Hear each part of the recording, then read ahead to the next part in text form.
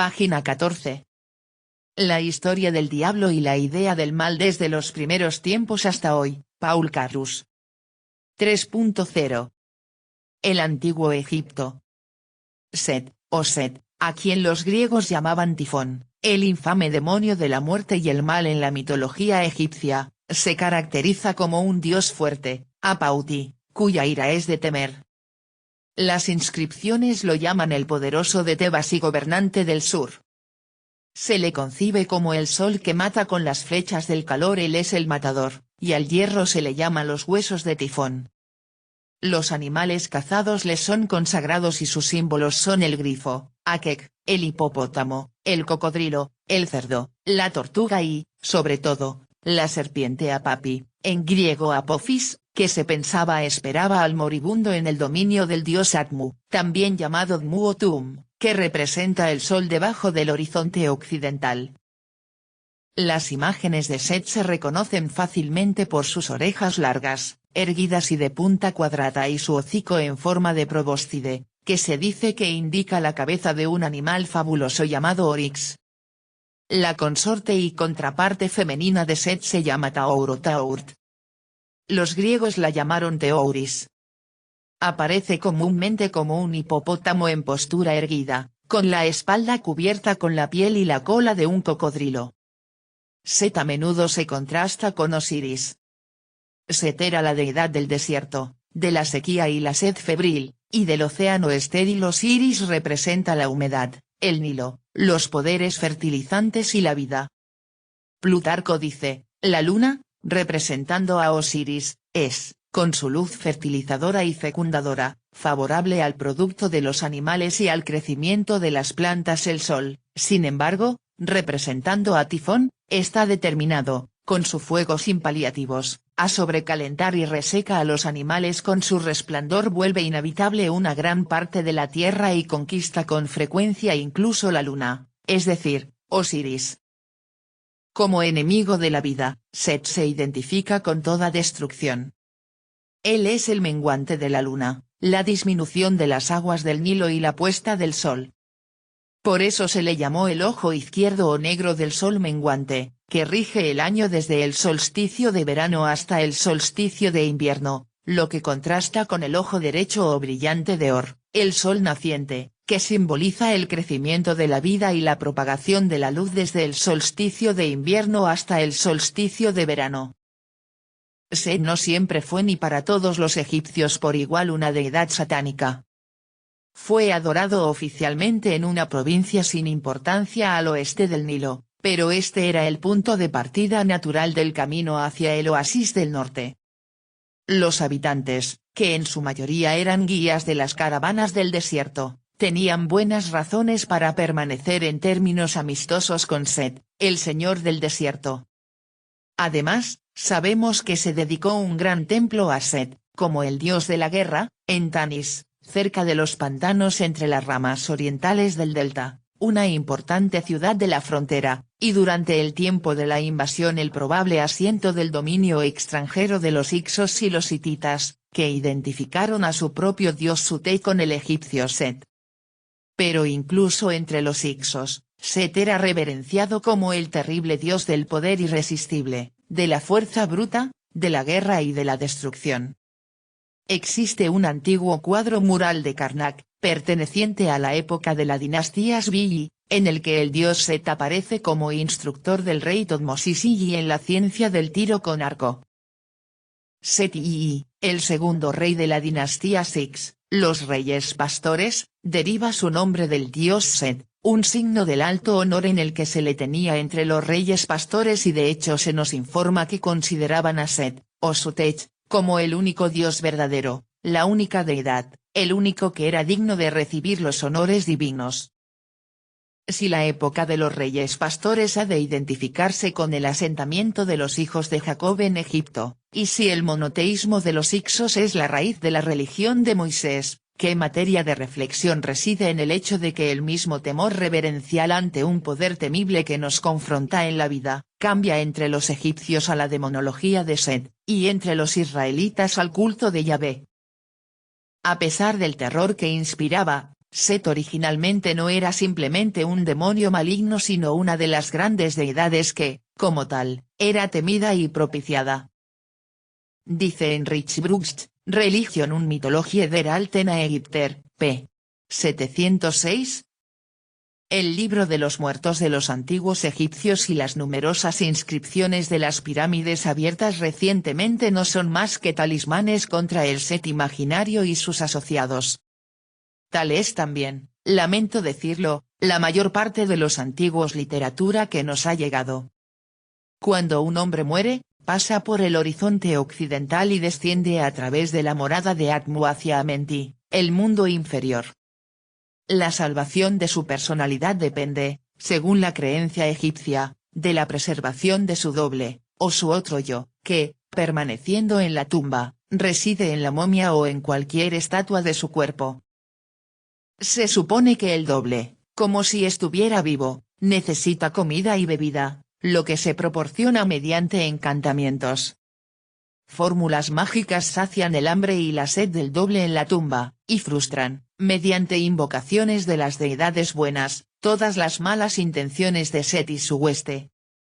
Leemos en una inscripción de Edfu, Brugst, Religion und Mythologie der alten Ägypter, p. 767. Salve Ra, eres radiante en tu resplandor, mientras haya oscuridad en los ojos de Apophis. Salve Ra, buena es tu bondad, mientras que Apophis es malo en su maldad. El temor al hambre, la sed y otros males, o incluso a la destrucción que su doble podría sufrir en la tumba, era una fuente perpetua de terribles anticipaciones para todo egipcio piadoso. La ansiedad por escapar de las torturas de su estado futuro condujo al embalsamamiento de los muertos y a la construcción de las pirámides. Sin embargo, a pesar de todas las supersticiones y de la ridícula pompa conferida al entierro del cuerpo, encontramos pasajes en las inscripciones que dan evidencia de que, en opinión de muchas personas reflexivas, el mejor y, de hecho, el único medio de protección contra las influencias tifónicas después de la muerte era una vida de justicia. Esto se expresa con fuerza en la ilustración del capítulo 125 del Libro de los Muertos, que se reproduce aquí según la edición de Lepsius del Papiro de Turín. Reeditado por Putnam, Libro de los Muertos. La imagen del Salón de la Verdad que se conserva en el Papiro de Turín muestra a Osiris con la corona de Atef en la cabeza y el cayado y el látigo en las manos. Sobre la bestia de Amenti vemos a los dos genios Say y Ranen, que representan la miseria y la felicidad. Los cuatro genios funerarios, llamados Amset, Api, Tuamutef y Kebnauf, se ciernen sobre un altar ricamente cargado de ofrendas. El friso muestra 12 grupos de serpientes uraeus, llamas y plumas de verdad a ambos lados, un babuino que es el animal sagrado de Tot sostiene balanzas, y en el medio Admu extiende sus manos sobre el ojo derecho e izquierdo, simbolizando la puesta y la salida del sol, la muerte y la resurrección. Ma con acento circunflejo, la diosa de la verdad y la directora de los dioses, decorada con una pluma erguida que es su emblema, conduce al difunto al salón de la verdad. Arrodillado, el difunto invoca a los 42 asesores por su nombre y niega haber cometido alguno de los 42 pecados del código moral egipcio. Omitiendo los nombres de los asesores, citamos aquí un extracto de la confesión. El difunto dice: no hice el mal. No cometí violencia. No atormenté ningún corazón. No robé. No hice que nadie fuera asesinado a traición. No disminuí las ofrendas. No hice ningún daño. No pronuncié una mentira. No hice llorar a nadie. No cometí actos de autocontaminación. No fornicé. No cometí ninguna infracción. No cometí ninguna perfidia. No hice daño a la tierra cultivada. No fui acusador. Nunca me enojé sin razón suficiente. No hice oídos sordos a las palabras de verdad. No cometí hechicería. No blasfemé. No hice que un esclavo fuera maltratado por su amo. No desprecié a Dios en mi corazón. Luego, el difunto coloca su corazón en la balanza de la verdad, donde es pesado por Or con cabeza de halcón y Anubis con cabeza de chacal, el director del peso, siendo el peso formado en la figura de la diosa de la verdad.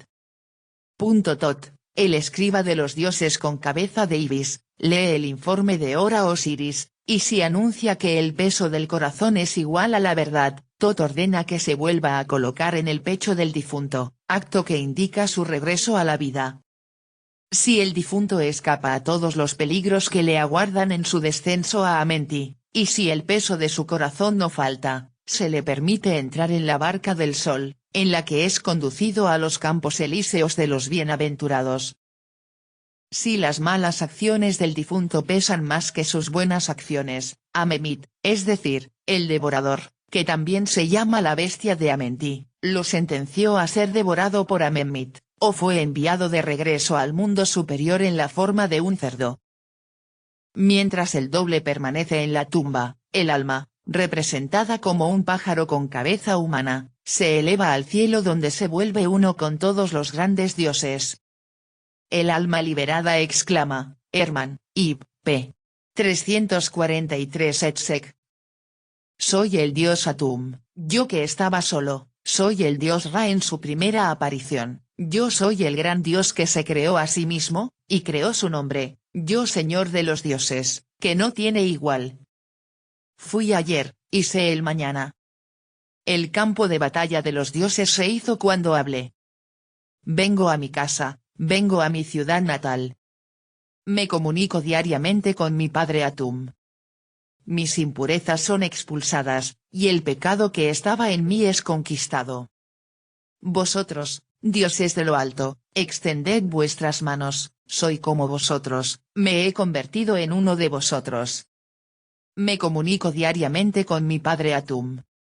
Habiéndose convertido en uno con los dioses, el alma del difunto sufre el mismo destino que Osiris. Como él, es asesinado por Set, y como Osiris, renace en Or que venga la muerte de su padre. Al mismo tiempo, se supone que el alma visita con frecuencia al doble del difunto en la tumba, como se representa en la tumba del escriba Ani. La morada de la bienaventuranza, en egipcio Setnita Anru, también escrito a Alu, como se representa en el papiro de Turín del libro de los muertos, nos muestra al difunto con su familia, y Tot, el escriba de los dioses, detrás de ellos, en el acto de sacrificar a 3 dioses, este último está decorado con la pluma de la verdad. Luego cruza el agua. Por otro lado, le ofrece a su alma un recipiente perfumado que aparece en forma de pájaro con cabeza de hombre. También están los 3 dioses en forma de momia del horizonte, con un altar de ofrendas ante el halcón, que simboliza a Ra, el amo del cielo. En la parte central de la imagen, el difunto ara, siembra, siega, trilla, almacena la cosecha y celebra una acción de gracias con ofrendas al Nilo. La parte inferior muestra 2 cortezas, una para Ra Armakis, la otra para Unefru y las 3 islas, la primera está habitada por Ra. La segunda se llama el lugar de regeneración de los dioses, la tercera es la residencia de Su, Tefnutisep.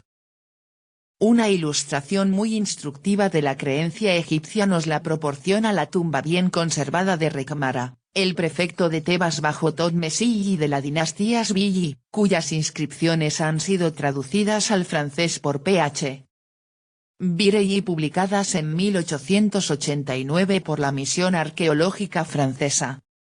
El visitante de la tumba entra por una puerta en el extremo este al avanzar hacia el oeste, vemos a Rekhmara en la pared izquierda pasar de la vida a la muerte. Aquí atiende los asuntos del gobierno, allí recibe en nombre de Faraón el homenaje de los príncipes extranjeros, más adelante organiza el trabajo de construcción de almacenes en Tebas. Supervisa a los artistas contratados en el templo de Amón y luego es enterrado con pompa. Por fin asume la apariencia del Osiris de Occidente y recibe sacrificios en su calidad de dios. Ahora nos enfrentamos a una puerta ciega a través de la cual Rekhmara Osiris desciende al oeste y regresa a la vida hacia el este como el Osiris del este.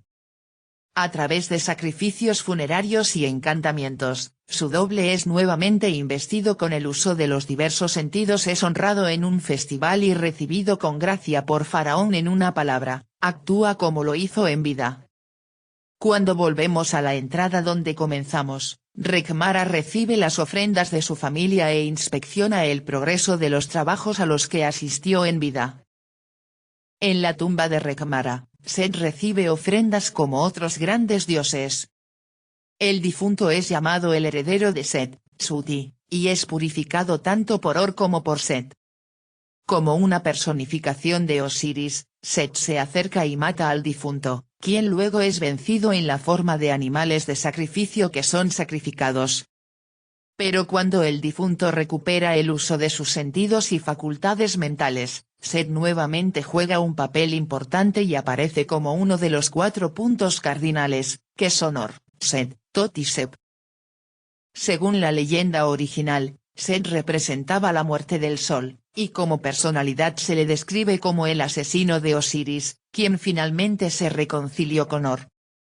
Sin embargo, siguió siendo un dios poderoso y tenía funciones importantes que realizar para las almas de los muertos.